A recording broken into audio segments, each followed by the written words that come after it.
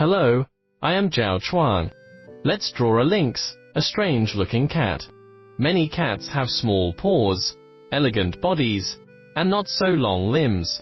They seem to be soft animals with long tails. However, many structures of the lynx are exactly the opposite. Its head is not as big as most cats, and small in proportion to its body. Its limbs are incredibly slender, its paws are huge, and its tail is short. When drawing, we should note that its body is composed of several stout cylindrical structures. Its forelimbs and hind limbs are all cylinders, and its torso is another narrow cylinder. We should first capture its morphological features. The most challenging part to describe is its face. Its facial structure is quite complex and small.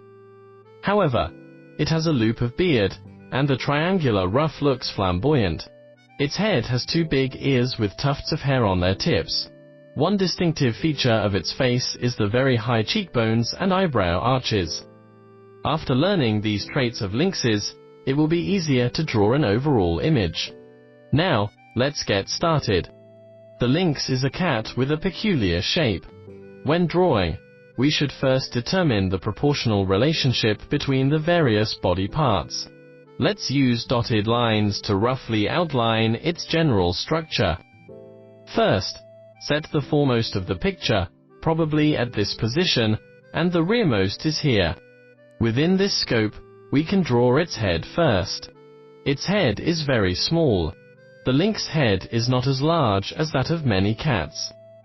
We draw it small, about this big, in a round shape. We should pay attention to its face when drawing. Draw the upper shape of its head first. Its forehead is shaped like this. The forehead and cheekbones are roughly in this area. The two eyes are near the middle. Its mouth looks like this, with a ruff of long hair like beards.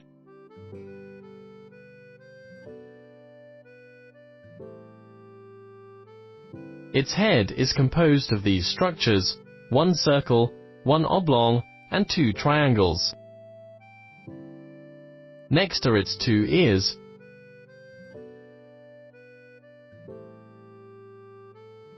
Resembling two horns sticking up high. This is the basic shape of its head. Then, we use dotted lines to draw the details of its head. Its two eyes can be slightly further apart. The eyes are essentially circular so that we can draw two circles.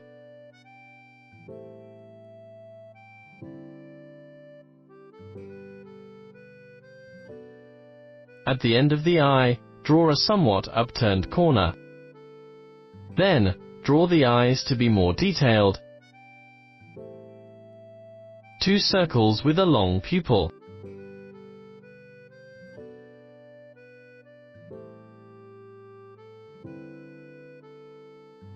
Then, draw a broad nose between the two eyes by using dotted lines. In this position, there is the triangular nose tip. Then, its mouth.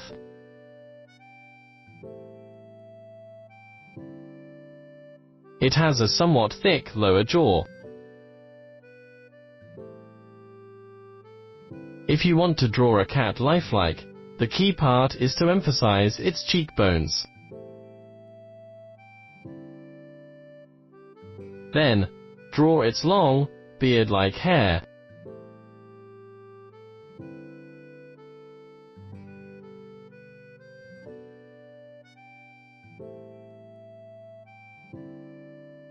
Its forehead is here.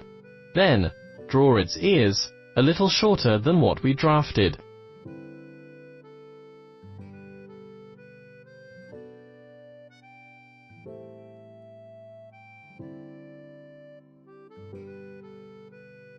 We can draw the ear on this side facing this way, partially exposing its rear side.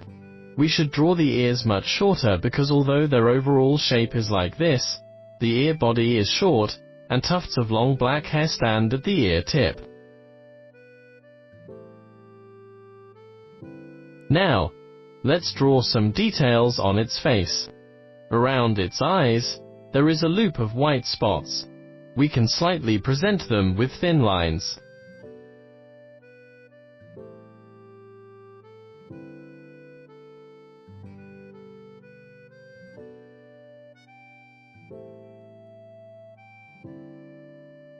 Above its eyes are a few clusters of black stripes around the eye corners.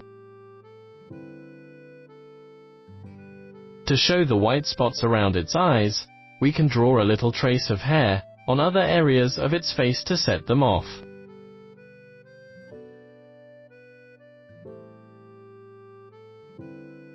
Then, let's draw its iconic structure, the black strips that curve downward at the end of the eyes.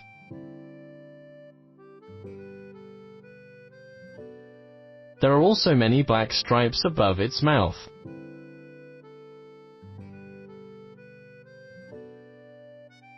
Next, let's draw its whiskers. These black strips are where the whiskers grow.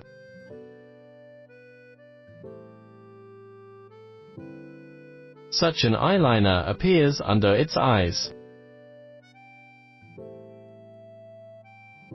An inward black eyeliner can be drawn at the inner corners, making its eyes look like triangles.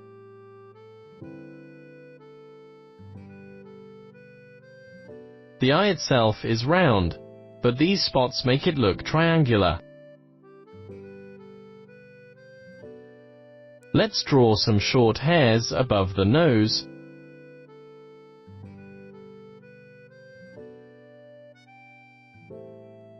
followed by some spots on its forehead.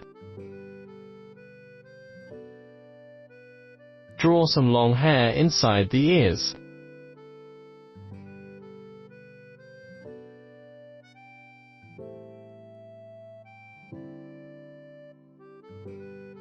We can also draw some dark stripes on the drooping beard-like hair, a salient feature of the lynx.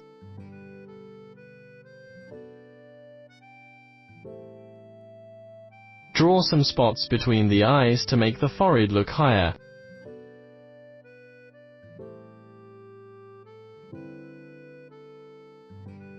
Let's refine the overall shape of its face. We have almost finished its head. On this side, we can draw the margin of the forehead. When drawing, the forehead should contract inward. This is also a prominent facial feature of lynxes.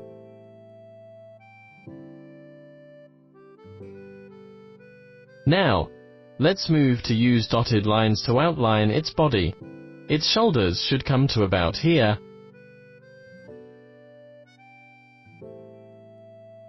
and its hips should be here.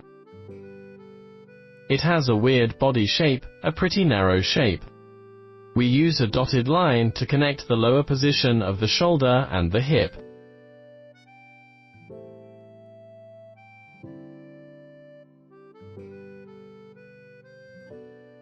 Then, there are its arms.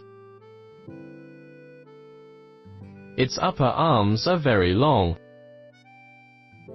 We will draw this lynx in a walking posture so that this forearm will raise like this. It has very long palms and huge paws. The overall appearance is roughly in a Z shape. Its chest is about here. Here comes the other arm, the upper arm, and the forearm.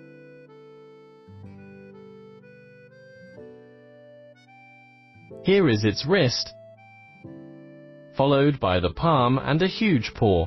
Its paws must be drawn larger to resemble a real lynx. The lynx's body is relatively narrow. Its limbs are stout and elongated, and its torso is skinny. Then, we draw its hind legs. The thigh is very short, the knee is about here, and the calf is very long. Then its foot and heel. Generally, cats raise their heels high when walking, but this is not true for lynxes. They place their heels very low, sometimes fully touching the ground. It has very long soles with large paws. Then, there's its other leg. This heel here will lift when it walks, and then the huge paw. Next, draw another iconic feature of the lynx, its short tail. After finishing outlining the body structure, we will use the hair strokes to refine its contour.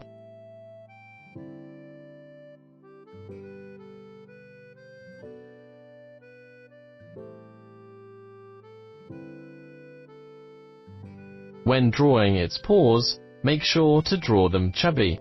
Its paws are like many cats, but larger.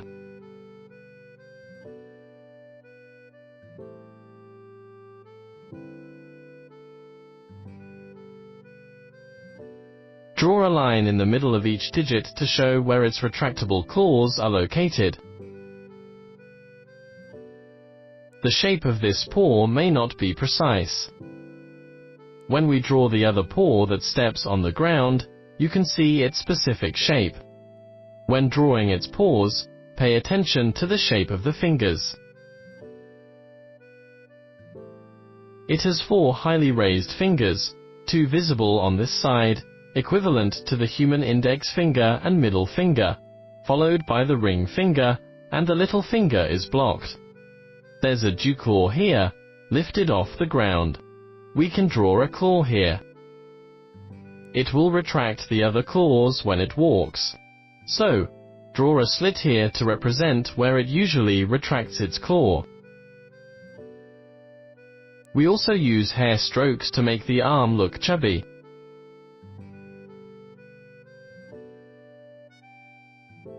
The same goes for the drooping hair under the belly. We must draw its thin loin to present its weird body shape. Then, we come to its hind legs.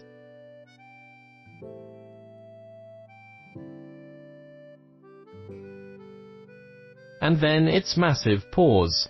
Its 4 digits are the same as those on its forelimbs. The 2 in the middle are large, and the other 2 on either side are smaller. They are all like fleshy fur balls. Draw a seam in the middle of each toe.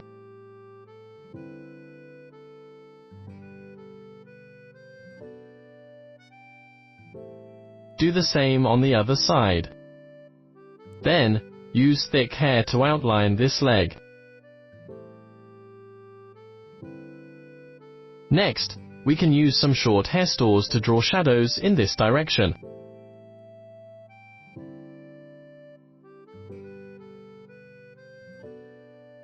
We can draw the hair on its back with softer lines, different from the ventral hair, so that the whole picture will look more three-dimensional.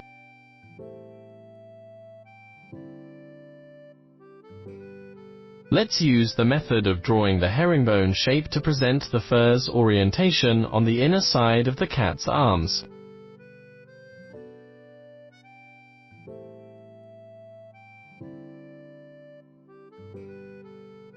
Lynxes often have black tips at their tail ends. Therefore, we can color its tail tip black.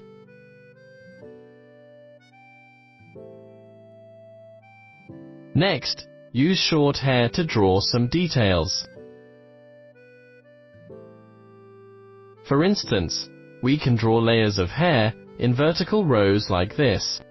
Draw several layers to make its fur look relatively thick. This is a common method of drawing fur.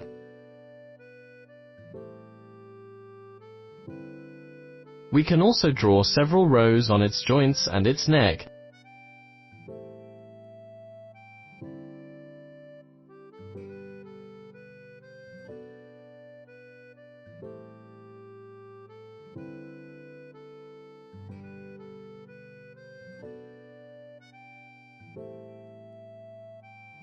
Then, let's add more details, such as drawing the line above the nose more clearly.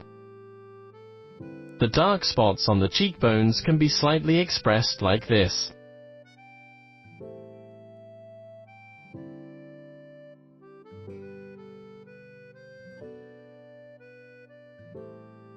Good.